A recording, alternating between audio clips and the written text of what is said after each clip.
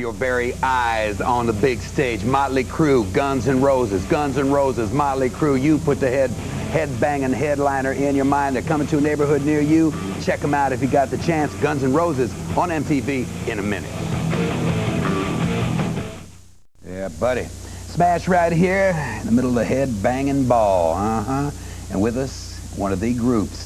They say the Stones to the 60s were the kings of their genre. They say Aerosmith in the 70s was the same thing. They say in the late 80s going into the 90s. Oh, pardon me. It is these boys right here, Guns N' Roses, out of Los Angeles. These guys come from all over the place.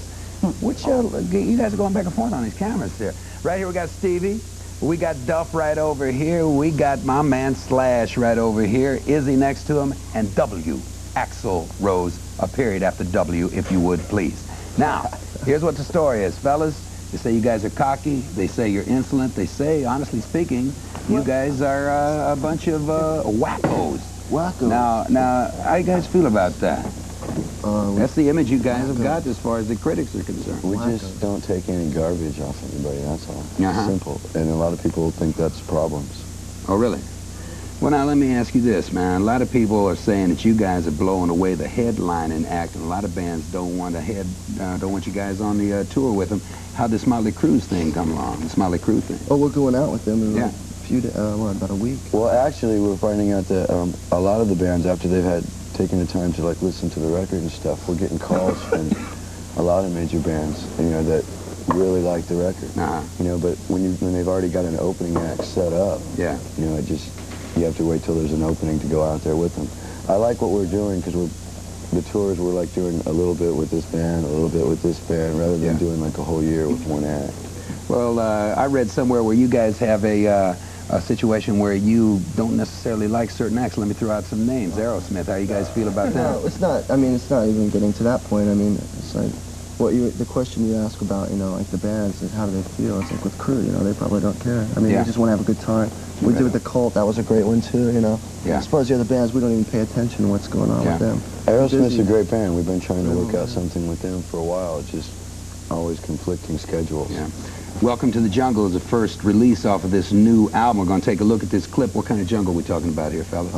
Talking about the concrete, the streets, the city, and basically what being exposed to like news and everything else of the city and what it can do to you and how it can affect you. Did you guys have a little problem getting this thing on TV? Yeah, I think Seemed to have taken a little while, Now that you mention that. Yeah, and there's a few changes been made to this video. We bought actual news footage that had been shown on television from NBC and CBS and ABC. But we had to cut a lot of that out. Well, let's see what the end result is. Guns N' Roses right here on MTV. Gentlemen, together on the count of 4, let's rock. 1, 2, 3, 4. Let's rock.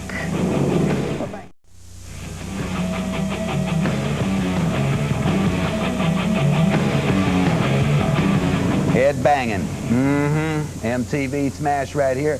Guns N' Roses with me right now. Fellas, got to ask you, what in the world is this here from the inner sleeve? You were looking at the album covered here, but I got to ask the inner sleeve, man. What kind of picture? What is this picture all about here? That's a postcard. Highly satanic. That's a postcard. Oh, really? That's a picture. As I understand it, this was banned by the record company. No, it wasn't banned by the record company. It was banned by a lot of stores. The record company was actually pretty much into it.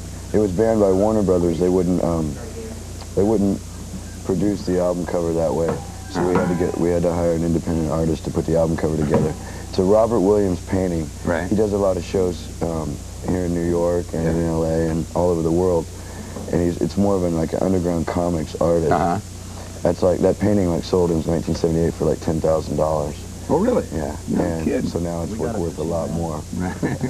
Well, now, you know, on your album notes, I wrote here that it says, special thanks to all the teachers, preachers, cops, and elders who never believed. The meaning therein, gentlemen? Just people that didn't believe in what, you know. So in other words, you are holding one finger very, very high in front of their faces. When you were a kid, you know, going, well, listen to this music. No, you'll never get anywhere doing that. Yeah, we will. You wait and see.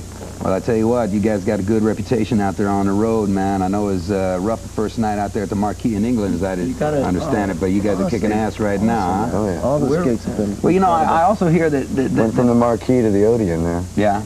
But you guys are kicking ass now, man. I mean, all over the place. You just played at the Ritz last night? No, No, it's last night because it's last Saturday. night. Where's your head at? Yeah, man. I'm telling you, man, this guy's in another world here. Well, here's what I got to ask, because I understand it. When you guys go, you are very well known. No. You guys, as I understand it, are very well known for your interior decorating capabilities, along with great rock and roll. 5 degrees. And as I understand, you guys have redecorated many a motel room, and I look at this beautiful We break facade we have here. all the time. Gentlemen, if I gave you 30 seconds, do you think that... I'll tell these real quick. we got some dates coming up? Go Well, some hotels that we're going to be visiting. What motels do we have to look forward to?